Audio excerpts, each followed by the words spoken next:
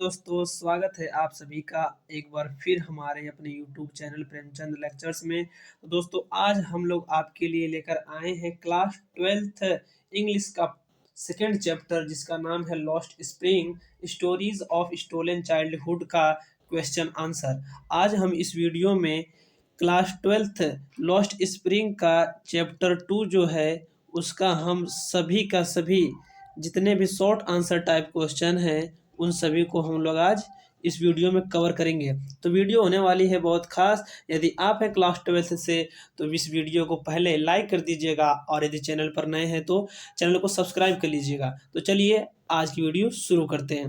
तो दोस्तों question number 1 है, देखिए, why did Anees Jung ask Saheb about the school. Anees Jung ने साहेब से स्कूल के बारे में क्या पूछा या क्यों पूछा। What was its impact on Saheb, और साहेब का इस पर क्या प्रभाव पड़ा। तो इसका आंसर देखिए, Anees Jung asked Saheb about the school. Anees Jung ने साहेब से उसके स्कूल के बारे में पूछा। Because instead of going to school Saheb scrounging for gold. कोष्टक में दिए हैं हम लोग मनी है, ब्रैकेट में क्या लिखा है मनी, क्योंकि जो साहेब था वो क्या खोजता था, मनी खोजता था इन द गार्बेज डंप्स। कूड़े के ढेर में जो साहेब था वो क्या खोजता था, कुछ पैसे खोजता था, कुछ मनी खोजता था कि कुछ मिल जाए। साहेब रिप्लाइड, साहेब ने उत्तर दिया दैट की he wanted to go to school, कि वह स्कूल जाना चाहता है। But there was no school in his colony, परंतु उसके कॉलोनी में कोई स्कूल नहीं है। फिर अगला क्वेश्चन देखिए, question number 2, why did Saheb and other rag pickers not wear chappals. Saheb और जो अन्य कूड़ा बीनने वाले थे वो चप्पल क्यों नहीं पहनते थे। What excuse did they give for it, वे इसके लिए क्या बहाना देते थे या क्या बहाना बनाते थे। तो इसका आंसर है Saheb and other rag pickers did not wear chappals.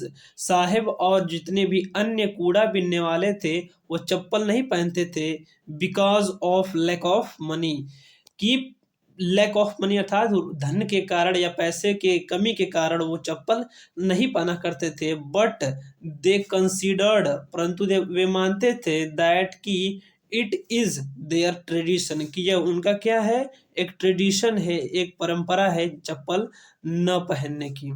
फिर अगला क्वेश्चन देखिए, question number 3, how many rag pickers used to live in Seemapuri, अर्थात कितने रैग पिकर्स अर्थात कूड़ा बीनने वाले सीमापुरी में रहते थे, जो कि कहाँ पर है, दिल्ली में है। How did they settle there, वे वहां पर कैसे सेटल हुए अर्थात स्थापित हुए। आंसर में देखिए, there were 10,000 rag pickers used to live in Seemapuri, अर्थात सीमापुरी में कितने रैग पिकर रहते थे, 10,000 रैग पिकर रहते थे। सीमापुरी कहाँ पर पड़ा है, दिल्ली में। दे आर स्क्वेटर, वे क्या थे, बसिंदे थे या बसिंदे हैं। हु केम फ्रॉम बांग्लादेश इन 1971, जो कि बांग्लादेश से आए थे, कितने सन में, 1971 में बांग्लादेश से आए थे। अब देखिए question number 4, what was the meaning of garbage, कूड़े का मतलब क्या था, फॉर चिल्ड्रेन, बच्चों के लिए। What did they find in it, वे इसमें से क्या पाते थे। तो इसका आंसर क्या लिखेंगे, गार्बेज मीन्स गोल्ड, गार्बेज का मतलब क्या था, सोना था। To the poor rag pickers, गरीब कूड़ा बीनने वालों बच्चों के लिए क्या था, गोल्ड था, सोना के समान था।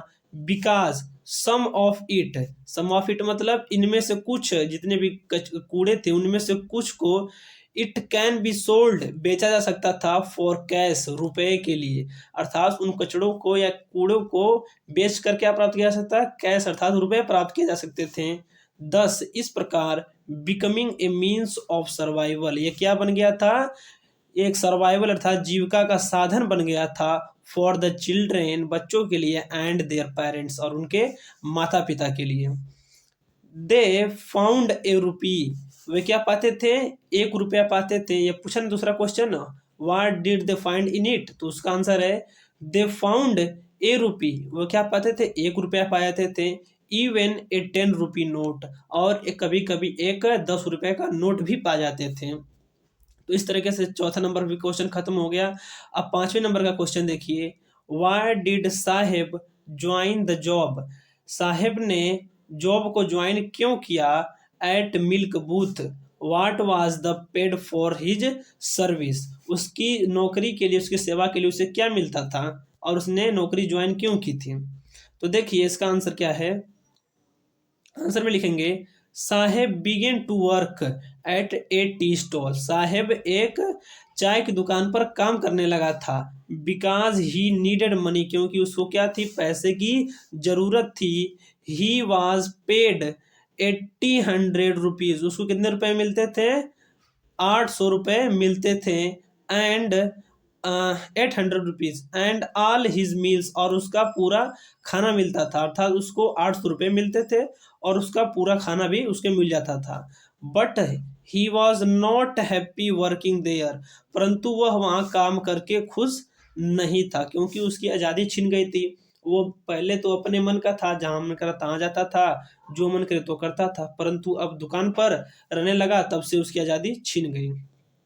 अब क्वेश्चन नंबर 6 देखिए, हु वाज मुकेश? मुकेश कौन था? Where did he belong? वह कहाँ से बिलोंग करता था, अर्थात कहाँ से निवास करता था, कहाँ रहता था? And what was his ambition? और उसकी महत्वाकांक्षा क्या थी? तो इसका आंसर लिखेंगे, Mukesh belonged to a poor bangle making family of Firozabad. Mukesh क्या कहाँ से बिलोंग करता था? एक फिरोजाबाद की एक बैंगल मेकिंग फैमिली से, अर्थात चूड़ी बनाने वाले गरीब परिवार से बिलोंग करता था। His dream was to be a motor mechanic. उसका सपना क्या था? उसका सपना था कि वो एक मोटर मैकेनिक बने, और driver of A motor car, या फिर एक मोटर कार का ड्राइवर बने। अब देखिए 6 नंबर का क्वेश्चन खत्म हो गया। अब 7वां क्वेश्चन देखिए, why did Mukesh volunteer to take the narrator home who were there in the home? जो मुकेश था उसने वॉलंटियर, उसने जो जो मुकेश था उसने नरेटर को, अर्थात लेखक को, अपने घर क्यों लेकर आया? Who were there in the home, उसके घर में वहां पर कौन था, ये पूछा गया है। तो इसका आंसर लिखेंगे, Mukesh requested to the narrator. Mukesh ने नरेटर से क्या किया था? प्रार्थना की थी। टू वॉक, चलने के लिए। हिज होम, उसके घर। विद हिम, उसके साथ। बिकॉज, क्योंकि। हिज होम वाज रिब्यूल्ट, क्योंकि उसका घर क्या हुआ था? पुनः बना था। There was a frail there was a frail young woman, वहां पर क्या थी? एक कमजोर महिला थी। Who was the wife of Mukesh elders brother, जो कि मुकेश के बड़े भाई की क्या थी? पत्नी थी, अर्थात मुकेश की भाभी थी। अब क्वेश्चन नंबर 8 देखिए, it is it his it is his karma his destiny who said this and why? यह उसी का कर्म है, उसका भाग्य है। Who said this and why? यह किसने कहा और क्यों कहा? तो इसका आंसर लिखेंगे, Mukesh Mukesh grand mother said, Mukesh की दादी माँ ने कहा, it is his karma his destiny, यही उसका कर्म है, यही उसका भाग्य है। बिकॉज सी कंसिडर्ड, क्योंकि वो मानती थी, दैट की इट इज गॉड विलिंग, क्योंकि यह क्या है? यह भगवान की इच्छा है। दैट वी रिमेन बैंगल में करता, ये भगवान की इच्छा है कि हम लोग क्या रहें? बैंगल मेकर ही रहें, चूड़ी बनाने वाले ही रहें। हम हम मोटर मैकेनिक या कार ड्राइवर नहीं बन सकते, उसकी दादी माँ मुकेश को समझाती हैं। अब क्वेश्चन नंबर 9 देखिए, what does the bangles symbolise? What is the role of bangle makers of Firozabad? What does the bangle symbolise, अर्थात चूड़ी क्या हमें प्रतीक करती है? What is the role of bangle makers of Firozabad, इसमें फिरोजाबाद के जितने भी बैंगल मेकर, उनका क्या योगदान है, क्या रोल है? आंसर में लिखेंगे, bangle symbolise an Indian woman suhag. जो बैंगल है, चूड़ियां है, वह एक भारतीय महिला के सुहाग का प्रतीक है। एंड ऑस्पिशियस इन मैरिज, और ये शादियों में क्या माना जाता है? शुभ माना जाता है। इस प्रकार 9 नंबर क्वेश्चन खत्म हो गया।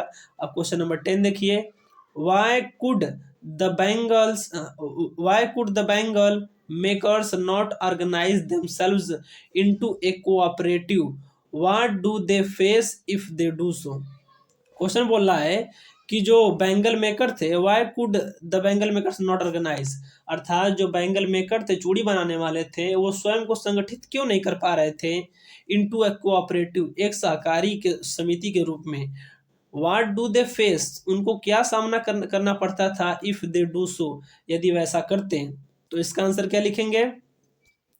इसका आंसर लिखेंगे the bangle makers could not organise themselves, जो बैंगल मेकर थे, चूड़ी बनाने वाले थे, स्वयं को संगठित नहीं कर पा रहे थे इनटू ए कोऑपरेटिव, एक सहकारी समिति के रूप में, because because they became victims, क्योंकि वे शिकार बन चुके थे, शिकार हो चुके थे, ऑफ द साहूकार, the middleman, the policeman, the bureaucrats and politician, क्योंकि वो क्या हो गए थे? साहूकारों का शिकार हो गए थे, और बिचौलियों का शिकार हो गए थे, पुलिसमैन अर्थात सिपाहियों का शिकार हो गए थे, और नौकरशाहों का शिकार हो गए थे, साथ ही साथ पॉलिटिशियन अर्थात नेताओं के भी, राजनीतिकारों के भी शिकार हो गए थे, इसलिए वे लोग स्वयं को संगठित नहीं कर पा रहे थे। इस तरह से हम लोग का 10 नंबर तक क्वेश्चन खत्म हो गया। तो ये तो हम लोग का था शॉर्ट आंसर टाइप क्वेश्चन। यदि आप लोग कहेंगे तो मैं इसका लॉन्ग आंसर टाइप भी क्वेश्चन लेकर आऊँगा। तो आप लोग प्लीज़ कमेंट कीजिए कि आप लोगों को वीडियो कैसी लगी, और यदि वीडियो अच्छी लगी तो प्लीज़ वीडियो को लाइक कीजिए और अपने दोस्तों में शेयर कीजिए, और यदि आप चैनल पर नए हैं तो चैनल को सब्सक्राइब कीजिए, क्योंकि इसी तरह की वीडियो हमारे चैनल पर मिलती रहेगी। बस दोस्तों, आज के लिए बस इतना ही। मिलते हैं किसी नेक्स्ट वीडियो में।